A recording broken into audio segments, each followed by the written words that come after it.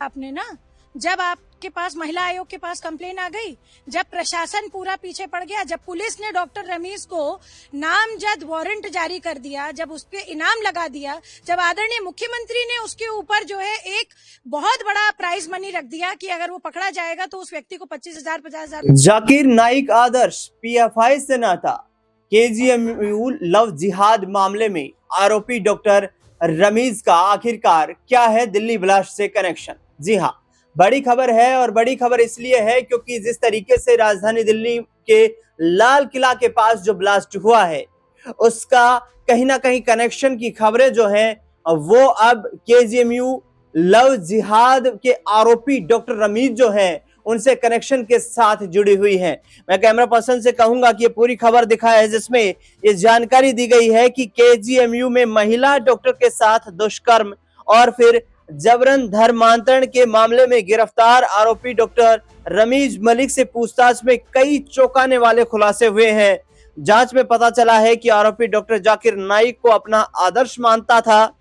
इतना ही नहीं, वह सीधे पीएफआई के संपर्क में था। फरार के दौरान वह पीएफआई से कानूनी मदद मांग रहा था और इसके साथ साथ दिल्ली ब्लास्ट के आरोप में गिरफ्तार डॉक्टर शाहीन सईद के संपर्क में होने की बात भी इस डॉक्टर ने गिरफ्तारी के बाद कबूली है, जिसको लेकर उत्तर प्रदेश में विशेष तौर पर राजनीति गर्म है और लगातार योगी आदित्यनाथ सरकार को लेकर भी पूछताछ के दौरान जिस तरीके से इस आरोपी डॉक्टर ने जो बात कही है कि वो जाकिर नाइक से संबंध स्थापित नहीं कर पाया, संपर्क नहीं बना पाया, क्योंकि उत्तर प्रदेश में सरकार का रवैया जो है वो सख्त है और जिसको लेकर लगातार चर्चाएं चल रही है कि आखिरकार इस रमीज की परतें और किस और खुलती हुई नजर आएंगी। बता दें आपको कि दिल्ली में जिस तरीके से लाल किला के पास ब्लास्ट जो हुआ था उसमें शाहीन सईद का नाम सामने आया था, जो डॉक्टर मुजम्मिल अहमद की गर्लफ्रेंड बताई जा रही थी और उस डॉक्टर शाहीन सईद के साथ भी इस रमीज के जो है संपर्क होने का दावा किया गया है और रिपोर्ट्स में जो जानकारी सामने आई है उसको लेकर के अब सियासत भी चरम सीमा पर है। यूपी में धर्मांतरण को लेकर भी जिस तरीके से बयानबाजी तेज हो रही है, इस पर यूपी के महिला आयोग की उपाध्यक्ष अपर्णा यादव ने क्या कुछ बयान दिया है, वो बयान आपको सुनवाते हैं, उसके बाद चर्चा जारी रहेगी। देखिए, डॉक्टर रमीज की ही बात नहीं थी, वहां पर ऑलरेडी 2 केस मेरे सामने आ चुके हैं। एक तो डॉक्टर रमीज वाला केस जो आया है वो सबके सामने है और उसमें बताने की कोई आवश्यकता नहीं है कि पीड़िता सबसे पहले कमीशन के पास आई, ये सब सर्वविदित है, सबको पता है। दूसरा विषय, आज जिस विषय को लेकर के मैं गई थी और मैं बहुत सौहार्दपूर्वक उनसे बात करना चाह रही थी, परंतु उन्होंने 20 मिनट तक मुझे बाहर रोक करके रखा। उनके स्वयं के जो है गार्ड्स थे, मैं गई थी वहां पर, पहले से मीडिया भी मौजूद थी और मीडिया के पास भी सारे साक्ष्य हैं, सारी वीडियो फुटेज है कि किस तरह से उन्होंने 20 मिनट तक मुझे बाहर रुका करके रखा। मैं कॉन्स्टिट्यूशनल पोस्ट पर हूं। जब मेरे प्रति, विमेन कमीशन के प्रति उनका इस प्रकार का व्यवहार है और उनपे लगातार एलिगेशन उनके डॉक्टर्स लगा रहे हैं कि उनको दबाया जाता है, प्रताड़ित किया जाता है, बात छुपा करके रखी जाती है और जो लोग पीड़ा देते हैं उन पे कभी एक्शन नहीं किया जाता है।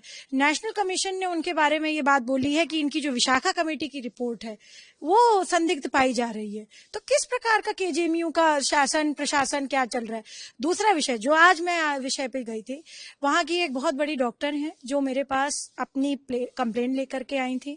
उनको एक मेल डॉक्टर ने, वहीं के मेल डॉक्टर ने, जूनियर जो था उनका, उन्होंने बहुत हरास किया, सेक्सुअली असॉल्ट करने की कोशिश करी, उनको अपशब्द कहे।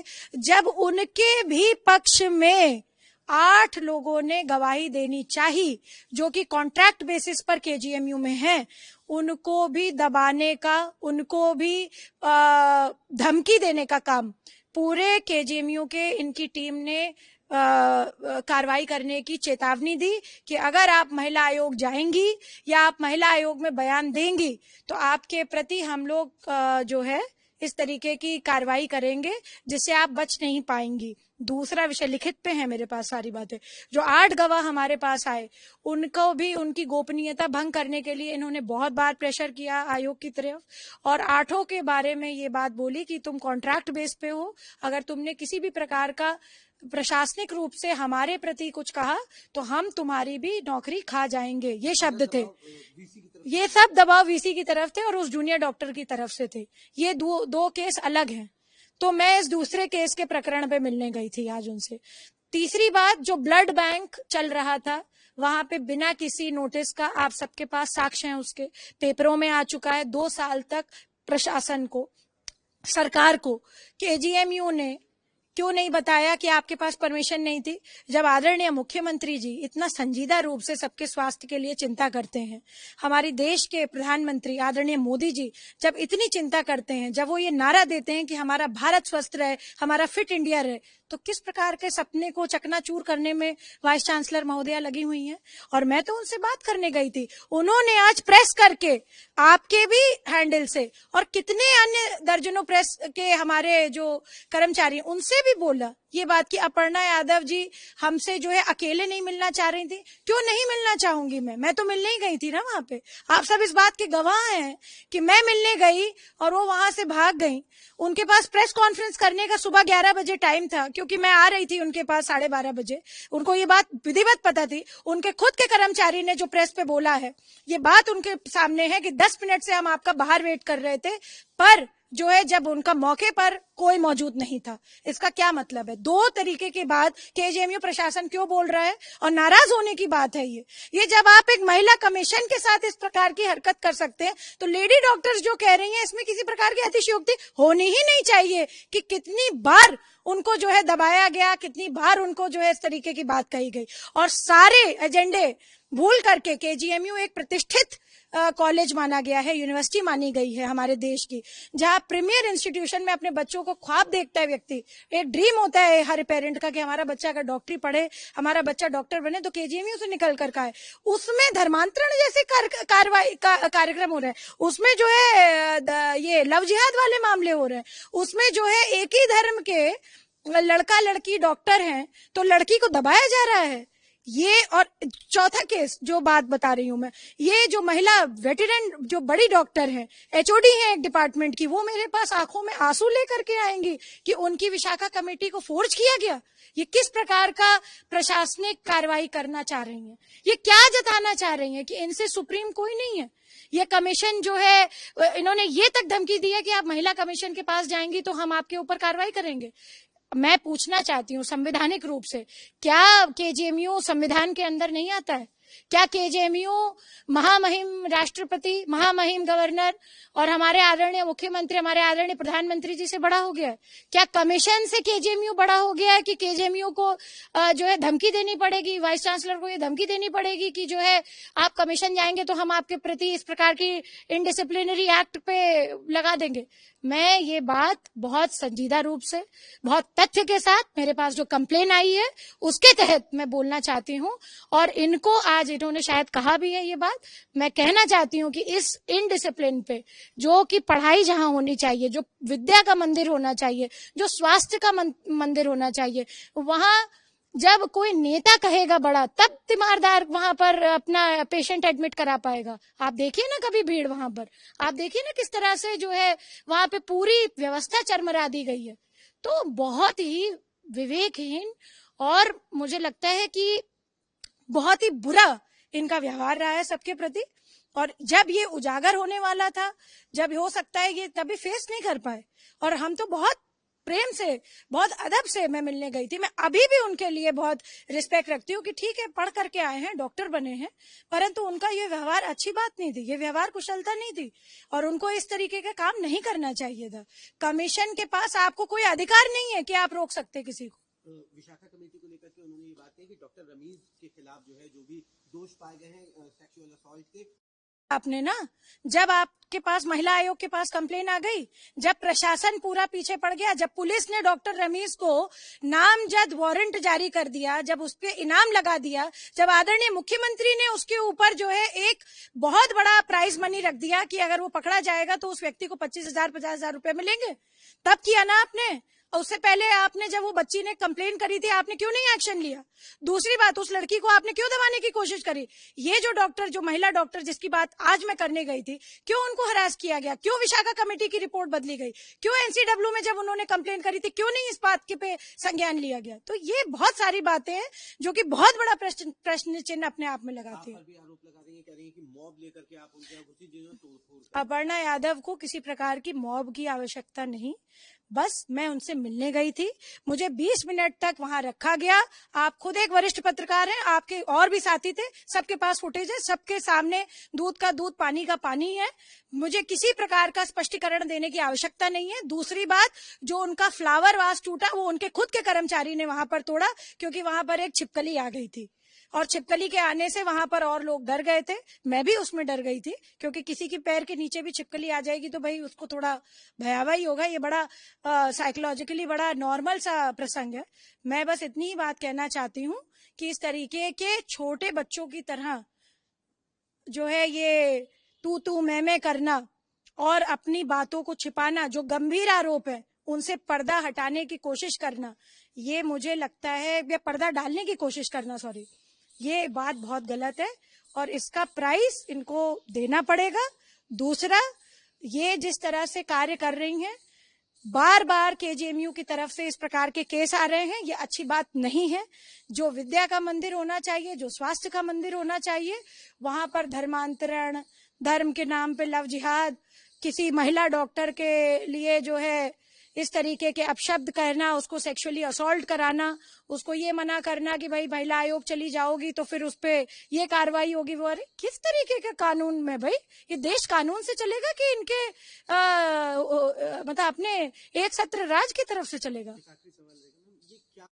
आप ये बताइए, दो डॉक्टर जिनका नाम आया है, पुलिस रिकॉर्ड में आया है ना, अपर्णा यादव ने तो नहीं बोला, XYZ ने तो नहीं बोला, पुलिस के रिकॉर्ड में आया ना। डॉक्टर रमीज इन दोनों डॉक्टरों से बात कर रहे थे, जिन दोनों डॉक्टरों का मैंने नाम लिया प्रेस कॉन्फ्रेंस में। क्यों नहीं हटाया? क्यों उनको प्रशय दे रहे, क्यों उनको प्रोटेक्ट कर रहे हैं आप?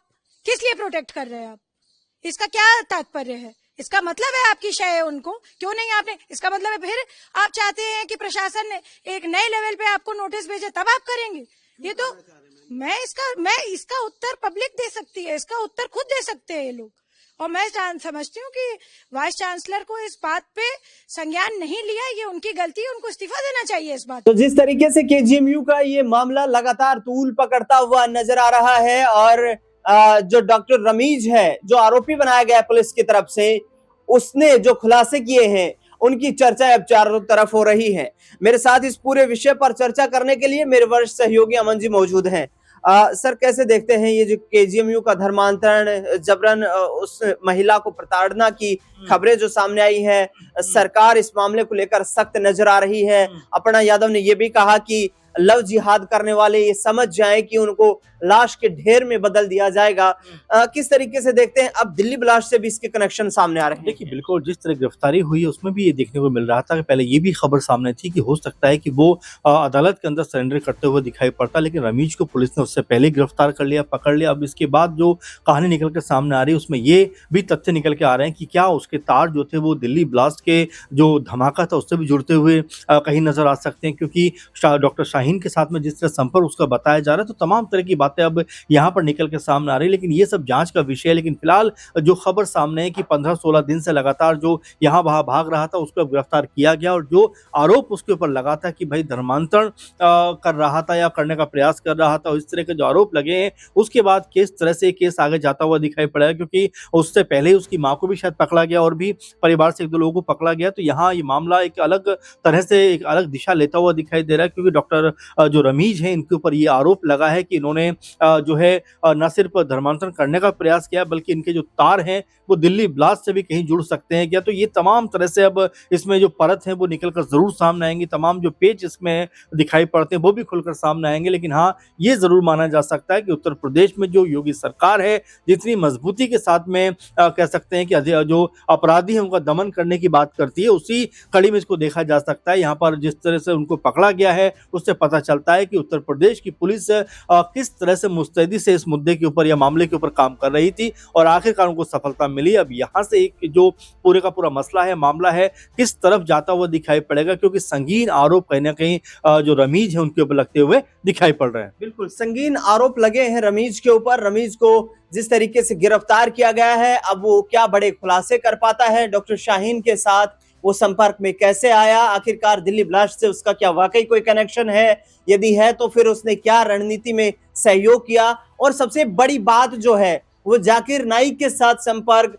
पीएफआई के साथ उसके संपर्क, और जिस तरीके से जाकिर नाइक को अपना आदर्श मानता हुआ दिखाई इसने जो बात कबूली है वो आखिरकार किस तरीके से किन लोगों के संपर्क में हो रहा है और उसकी क्या रणनीतियां थी, ये आगे आने वाले वक्त में जब जांच होगी तो उसमें एजेंसियों के द्वारा खुलासा किया जाएगा। लेकिन फिलहाल आपको बता दें कि यूपी में जिस तरीके से सख्त एक्शन लेते हुए पुलिस ने जो कार्रवाई की है उसमें अब रमीज को गिरफ्तार कर लिया गया है। इस खास रिपोर्ट में फिलहाल इतना ही।